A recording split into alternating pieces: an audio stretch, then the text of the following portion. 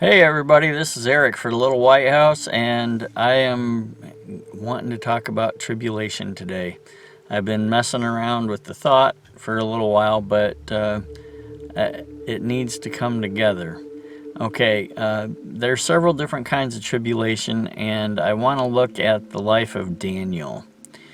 In Daniel, he begins his book after the king of Israel was given over to the king of Babylon, and he gets a 500-mile forced march across the desert.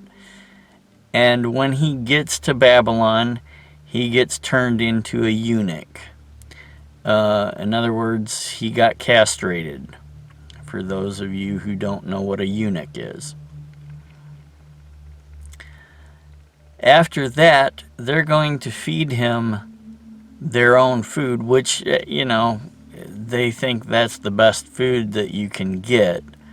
But obviously it wasn't, because God made the best food you can get right in Eden.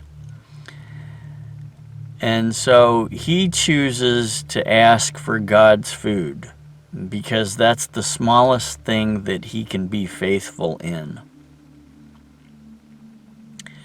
And even though he was going against all of the different people, and there was people of his own race there who were just following along with whatever happened, he chose to stand. And God gave him favor by choosing to stand in a small thing. He gets his request across to the master of the eunuchs, and they get a small test. And when he comes out on top 10 days later, they choose to continue what his request was for just the vegetables and water. Now, God is looking for each one of us to be faithful in the small things, no matter what kind of tribulation we're going through. So, next, in Daniel 2, his friends and him are actually, without their knowledge even, condemned to die. And the person that's going to come and take care of the order for them to die gets there, and they say, hey, we didn't know nothing about this. Can we get a little bit of extra time? And so he gives them a little bit of extra time. And overnight, God shows Daniel and his friends the meaning to Nebuchadnezzar's dream and what the dream was, because that's what Nebuchadnezzar had asked for. In Daniel chapter 3, it's Daniel's friends, and they have to stand through tribulation. Nebuchadnezzar creates a big, huge idol for people to worship, which is actually, he wanted people to worship him because he had an ego the size of Montana or something. Anyway, they choose to stand in the tribulation, in the trial. They say, no, we can't do that. And instead of bowing down and worshiping, they chose to stand. And so the king throws them in the fiery furnace, and they get to walk with Jesus. Nothing, no part of them was burned. There wasn't even a hair of their head that was singed. The only thing that was burned was the ropes that were holding them down. In Daniel chapter 5, or no, Daniel chapter 4, the king has another dream, and Daniel gets chosen again to tell him, look, buddy, I know you're the king and you're my friend, and I wouldn't want this to happen to you, but if you don't change your ways, you're going to live like an animal for 7 years.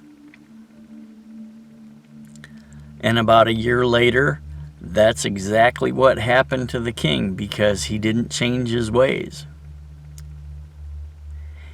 In Daniel chapter 5, he again has to tell the king, look, your time is up.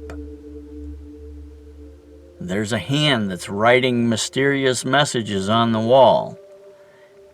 And the reason why your time is up, this is the message that the hand is writing, is that your time is up because you knew what was the right thing to do and you didn't do it. So then a new king and a new race of people takes over the throne in Babylon. And almost immediately, when someone is put in charge, they choose Daniel because they see that he is faithful, he's wise, he's loyal. There can't be any fault found in him. And when he gets that commission to be in charge of everything right underneath the king, then he gets plotted against. Everybody says, okay, we got to find something that we can get him on. Something that will take away his power and bring the power back to us. And so they chose his God and his religion and his prayer. They said nobody can pray to anybody except for the king for 30 days. And when that 30 days is up, then you can do whatever you want again. Well, they knew that Daniel was not going to change what he had been doing for a lifetime. By this time, he's like almost 90 years old, or maybe a little over 90. And he bowed down and prayed to God and thanked him for the opportunity to be where he was at that time in the world.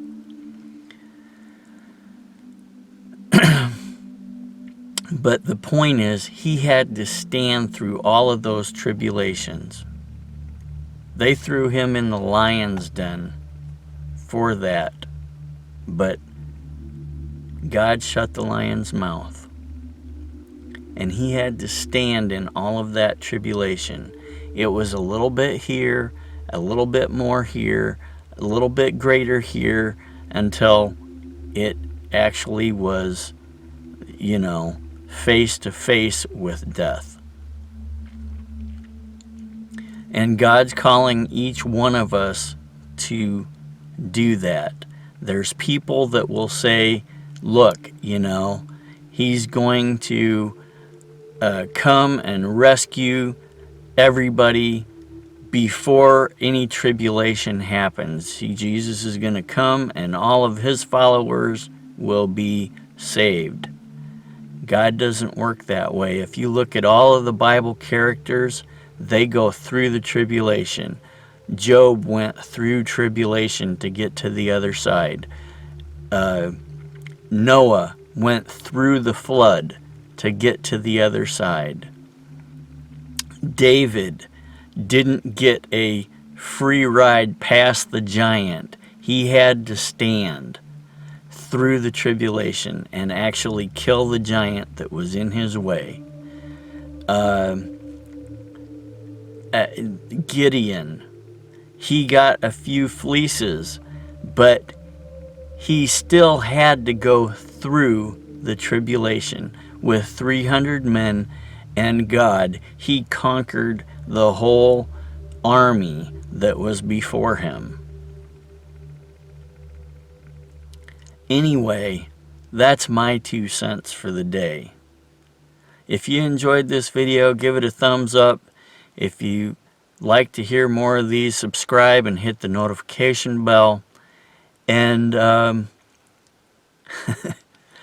don't know who you are or what the tribulation is that you're going through, but I pray that you'll have the strength to get through that tribulation.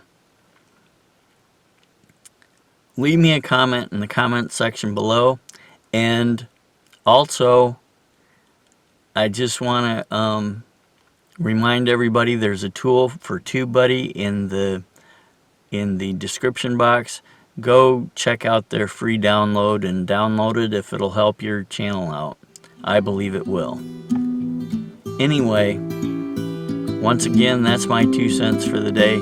Thanks for watching. God bless, and see you next time.